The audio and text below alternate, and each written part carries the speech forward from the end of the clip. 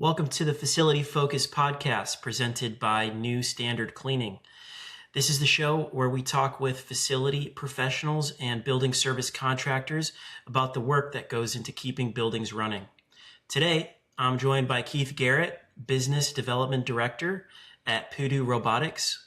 We're going to talk about the robotic floor care machines and how they utilize AI to improve cleaning efficiency, consistency, and overall solve challenges in modern facilities. Thank you for watching and enjoy the show.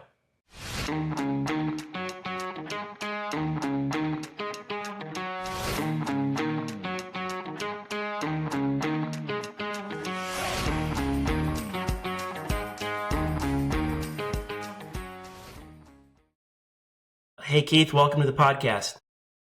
Hey Matt. How's it going? It's nice to meet you. I appreciate you coming on. Yeah, I appreciate it too. Things are going good here. Busy. Good. You know, we were just talking. You guys launched a new product today. I'm excited to hear more about that. Tell us a little bit about how you got into, this field of robotics. Yeah, great question. So how I got into robotics was I was actually started in software. And one of my previous colleagues he actually ventured over into robotics.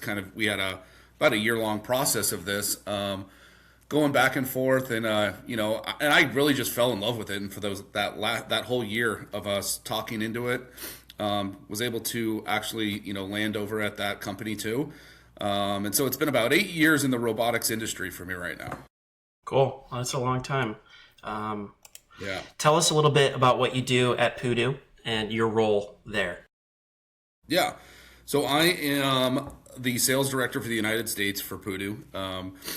My job here is we actually at Pudu Robotics, we work all indirectly. So my job here is to be able to create relationships and partnerships across the country, from coast to coast and bringing on distributors to the nation and bringing it on to Pudu here, to be able to take all different types of robotics and be able to move them coast to coast. Mm-hmm. Great. So you got your hands full.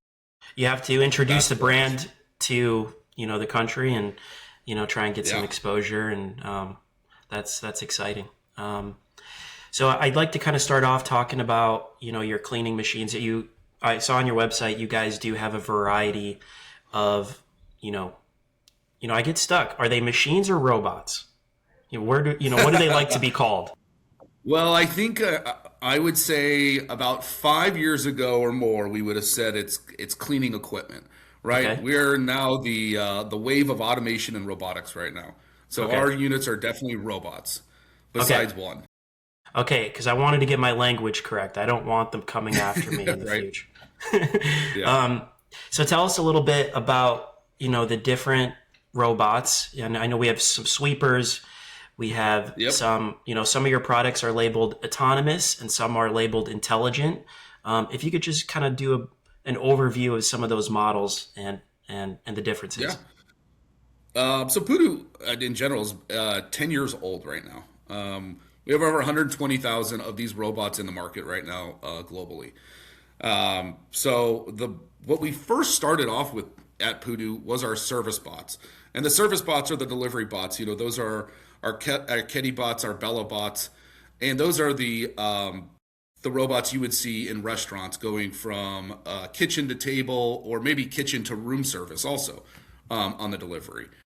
About 5 years ago, we got into the cleaning division, and the cleaning division started off with the CC1. And the CC1 is a 4-in-1, so it's a sweeper, vacuum, scrubber, mop, autonomous cleaner. It's robotic.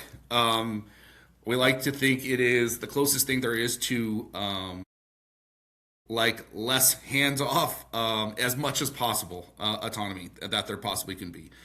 So as the software and the technology advances, it requires less and less human intervention. So we have the CC1 Pro, we have our MT1 series that you might actually be able to see in my background here. It is a sweeper. It is made for the hard floors. It also has a vacuum, and that would be called the MT1 vac. The other part of the series would be called the MT1 Max.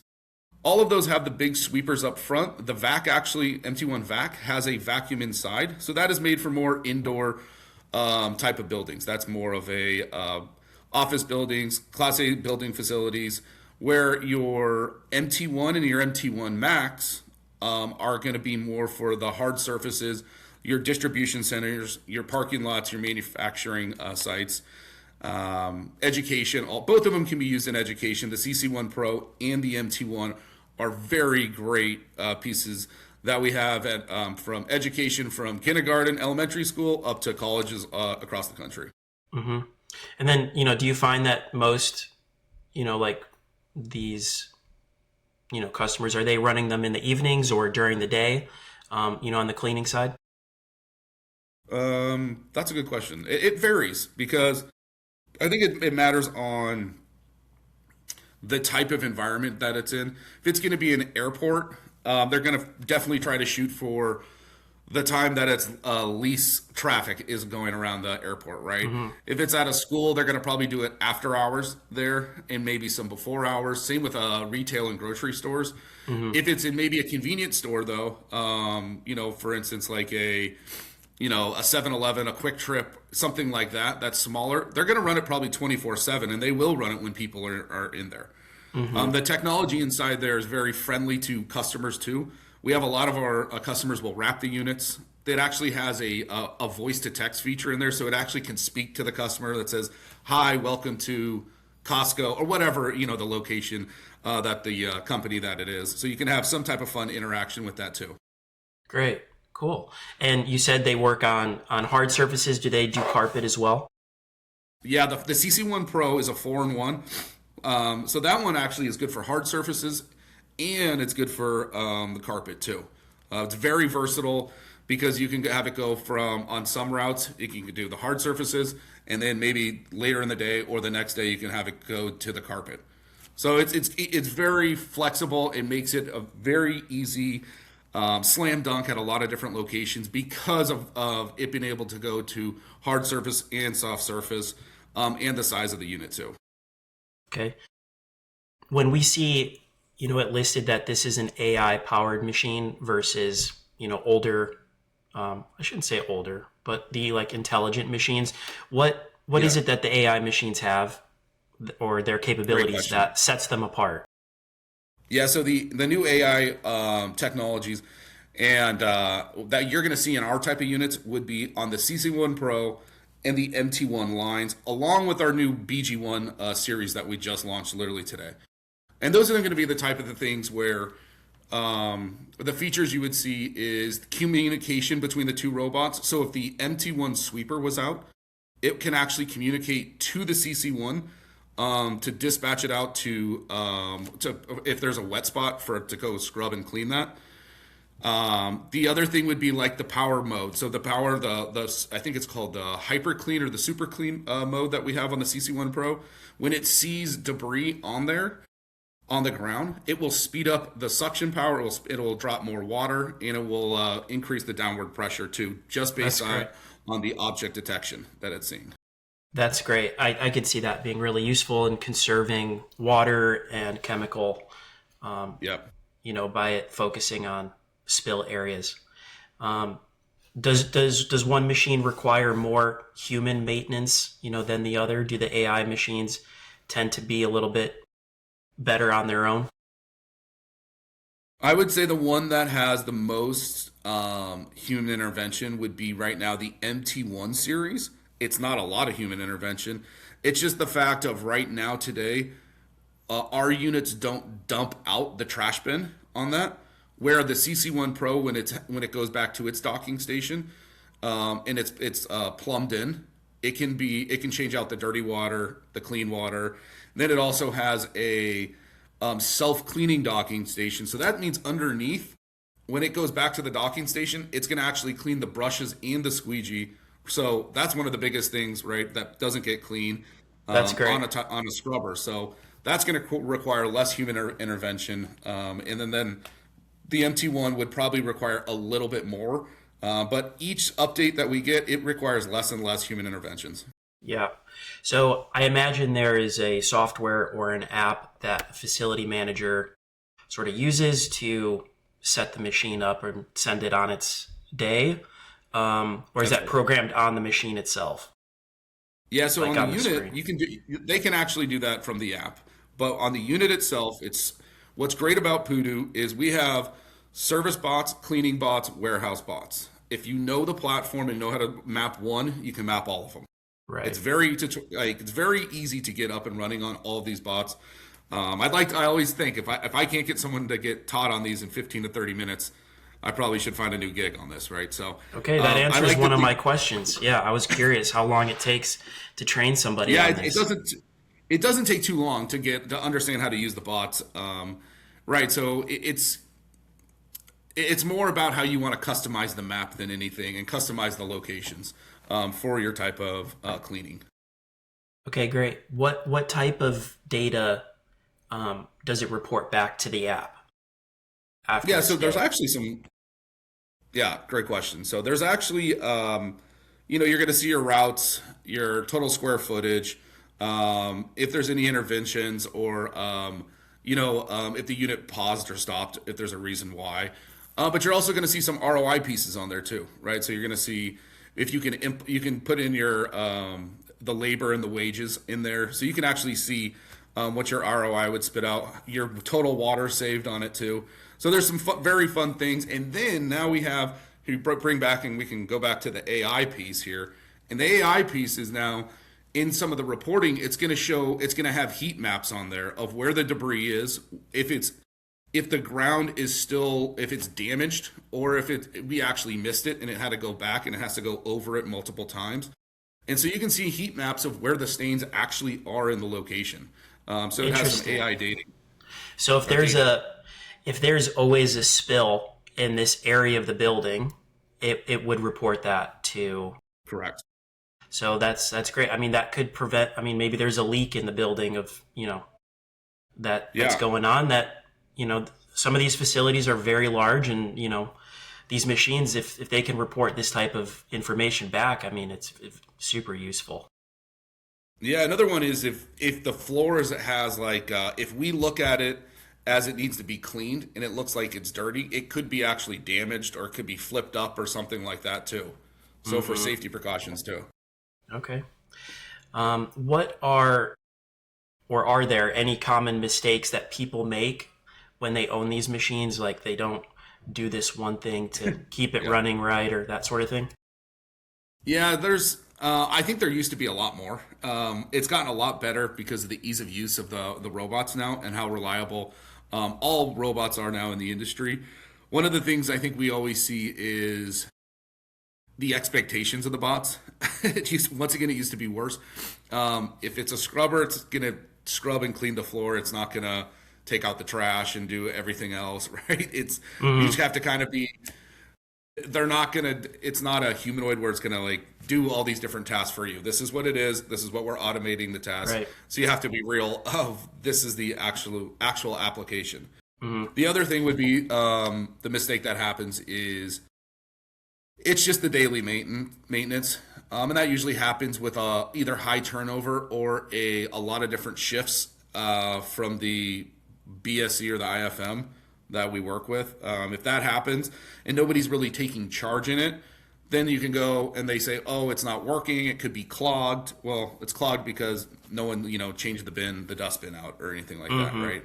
Yeah. So just day to day maintenance, Yep. And that's like anything. right?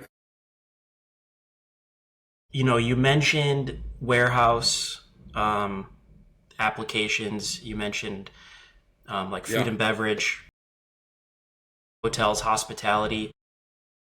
What industries do you see adopting this technology right now? At the highest rates, would you say? The highest rates. That's a good question. We have a couple different emerging markets that are coming out of nowhere. I would say where cleaning is a slam dunk with automation. What I've seen in the last X amount of years is the Class A building facilities, the office spaces. I mean, they always that's always need cleaning. There's never enough labor for that, right? education, so schools, airports are very. It seems like all of them, because they almost act as their own city realistically, and they all want to be the leader. So they're all trying to push it towards technology, of being the leader in the airports. Feel like it's there's a lot of buzz around that. Casinos and hotels, it'll still be great. Also, we're having different type of success in. There's just a lot of random, from sports clubs that are popping up to gyms to car dealerships. What's great with our line, though, it allows us to be very, when I say flexible, it allows us to not just have to be focused in serving bots or just in cleaning or just in warehouse bots, right? We can really be focused in these different type of ecosystems that we have out there. And once we get one in there, we can really cross sell. And so we might be working, at a hotel, instead of having one type of cleaning bot in there, right? We could be having two different types of cleaning bots, a serving bot, a room service bot, and maybe a transportation bot too, right? So there could be, 5 different type of bots in there. Where some of the other companies where we don't have as robust of a platform as us, might just be stuck with one. So that's what makes it so fun here every, day to day, to be going to help and solve these problems with these customers and really understand what their needs are and how we can create these robotic ecosystems. So it's about trying to pair them, pair the robotics Correct. together to fit this specific use case. Who typically owns the machine? Is it like a building service contractor, or is it usually the facility itself? That's a good question. It varies. And it varies because the end user will what we're seeing is the end user is either going to own it and they're either going to buy it for the location, or they will pay for it in the contract through the BSC. So we kind of see it both ways done. It kind of depends on what type of company and who we're working with and how their contracts are really ran. Yeah. Okay. And what's the runtime on these cleaning machines? Yeah, so about on the CC1 Pro, we're going to see about 5.5, 6 hours on it of normal runtime. That's without AI spot cleaning mode. It's in that it can just run for straight. And we're going to see about a little bit more at 6 hours on the MT1, the MT1 series, and then on the BG1 cleaning bot. I believe I don't want to speak out of turn on it, but I think it's 7.5 hours actually straight without the spot cleaning mode too. Yeah. Wow. That's I don't think I've heard of a floor machine that has that type of battery life in it. Yeah. That's really nice. Where do you see the future of robotics going with as far as cleaning goes? In regards to cleaning, I just see the softwares becoming more and more advanced, where it's requiring less and less human intervention. This game is very cyclical. So whoever takes the lead, one catches, and then another one goes up, and then everyone catches that person and passes. It's kind of funny how it all is working. But everybody, in regards to technology, everybody is only a couple percent away from better or less than each other now. It's not how it used to be, 3, 5, 7 years ago, where there was huge gaps in the companies. That doesn't really take place anymore right now. It's definitely a lot tighter of a race in regards to cleaning. I think it's all about having now a full suite of cleaning, which a lot of people our competitors are. But I think it's also in the AI piece. We would love for it to be everything to be hands off. One of the great things for us, right? For us, it's easy.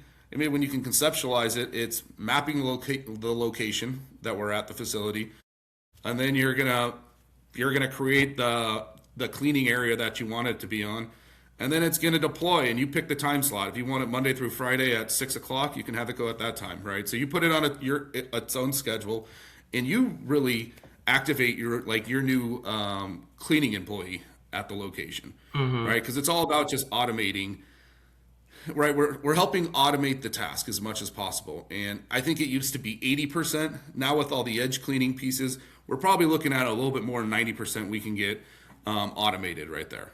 So Okay. we would love it to be 100, and everyone would love to not have to worry about the task and monitor it and work alongside someone. But realistically, right now, the new advancements that we're seeing right now and then in the future, I see, it's just going to get more and more reliable, more and more tech savvy. Realistically, yeah, who knows? We might be seeing some humanoids be pushing these things around too, right? Yep, I saw the humanoid robot on your website. It Yeah. looks pretty slick, I have to say. It looks cool. I think, maybe more so a couple years ago, people's reactions when they see that are not as positive, but now I think people are coming around on it a little bit more. But do you see, the humanoid side of things being more useful in the cleaning space in like the next 5 to 10 years, or is it going to take a little longer than that? No, I think it'll be there in the next 5 to 10 years. I think the play right now, which I've seen at some of the shows, is what we're seeing is it's really getting used not in the front of the house. It's really the back of the house play and more logistics and more warehousing, manufacturing, and I think that's where it's starting because they're looking to automate. Maybe it's not as much it's flexible, where maybe the environments are a little bit more difficult up front. I definitely could have a huge impact front and back of the house. But I do think cleaning will definitely take its. There'll definitely be a play down the road on this once the humanoids, I think, are reliable, 100% reliable.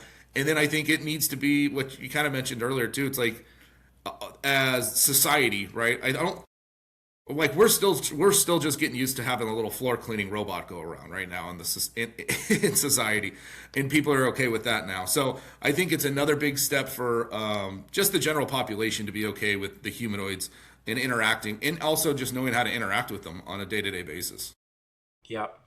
And it does seem like, robots on wheels would be better for Yeah. floor cleaning, for example, than, a humanoid robot with legs. It doesn't make sense. Why have legs when you could have, a squeegee assembly and, a brush pad on the bottom? Why have a humanoid with, so it sounds like a lot of that is going to have floor cleaning capability and then some type of robotic arm system. Yeah, I So think I think it's easier to get going right now is not having the legs, the fingers, the toes, or sorry, the toes and the legs and those joints, rather than really being able to develop like it on rollers, so it's like a half humanoid. You know what I mean? And helping automate that task, and rather than creating a human, I think it's easier to create like the semi-humanoid to start and really focus on the task at hand rather than actually creating the whole humanoid at once. I could be completely wrong in that area of what's like easiest to do, but what we see in our industry, the on rollers, it seems like it's a lot easier to be adopted in society, and also easier to be placed in the workforce. okay. Sort of moving on to training and setting up robot at a new location. Yeah. Talk to me a little bit about what's that first meeting like.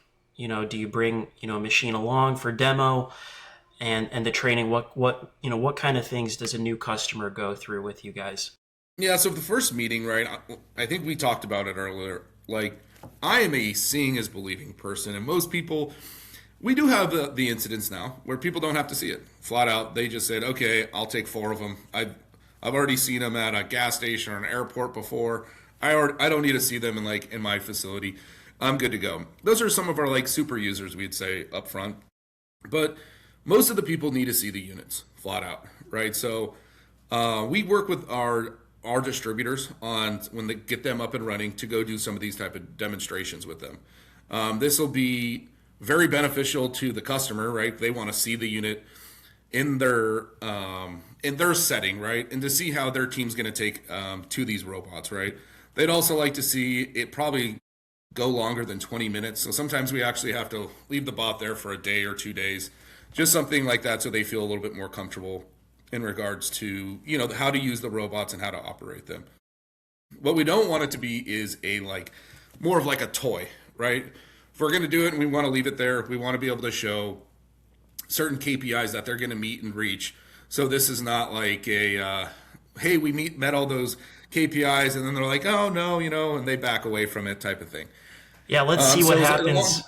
It's like let's see what happens when we program it to go down the stairs. Let's see what happens. So I like to call it, one of the things we don't believe in here is like the dog and pony show. We don't believe in going to just showing the robot at location to location to location, right? We want to work with our customers and providing a true value to them. And we should be able to check the box on these robots of the conversations we're having, and the technology should then be the last thing we check off. And once that we get the thumbs up on that, then we're moving forward after that demonstration. As far as the ROI conversation goes, yeah, obviously the app itself is going to calculate some of that for you, especially if you're putting in what the work hours were, or what the workload was like before versus now. Are there other tools, or how do you help a customer navigate that financial decision? Yeah, so that's a great question. So right off the bat, we want to figure out a couple things. Do we want to figure out if it's an OpEx or CapEx, right? Are they going to want to do a leasing, or are they going to want to pay with a CapEx and pay all up front? That's one thing.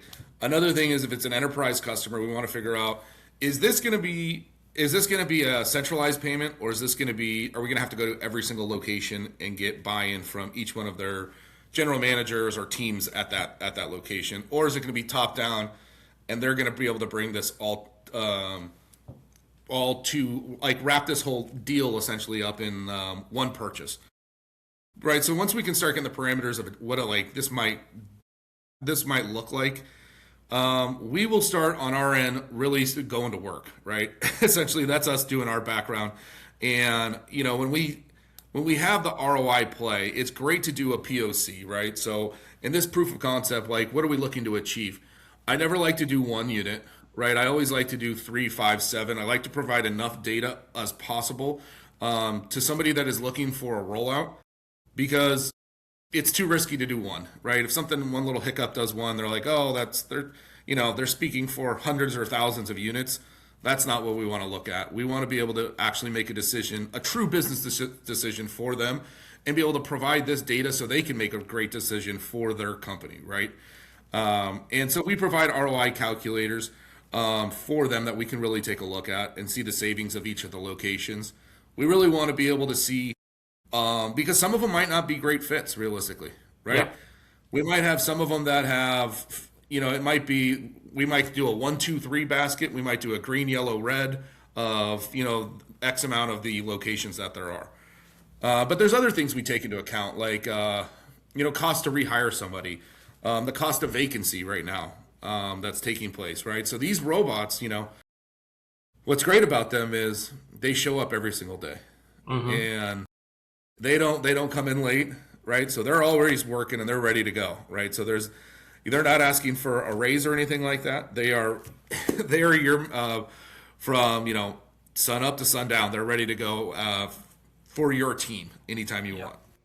I think from being in the cleaning industry, I think the big thing I think about is having a machine take care of the floors like this. It allows you to allocate your staff to spend more time on detailed work of spending time in those areas that you might consider critical areas, or areas that cause trouble. They often pop up on the quality inspection as not meeting expectations. They can sort of reroute their time and focus on those areas while the machine handles a lot of the square footage, which is, by the way, it's a lot of times exhausting work if you have to push a floor machine, or you're sweeping large areas, and you don't, have a sweeper. That physical labor, it drains your staff when they could be using that energy, detailing things in the bathrooms or, in the dining rooms and things like that. So, Yeah, it, it you're spot on, right?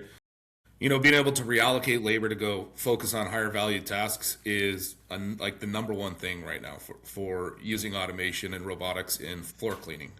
yeah, We also have another thing to take into consideration is the age group, right? We have right now in the cleaning industry is getting older and older every year, and we are not replacing that those type of jobs with the younger generation.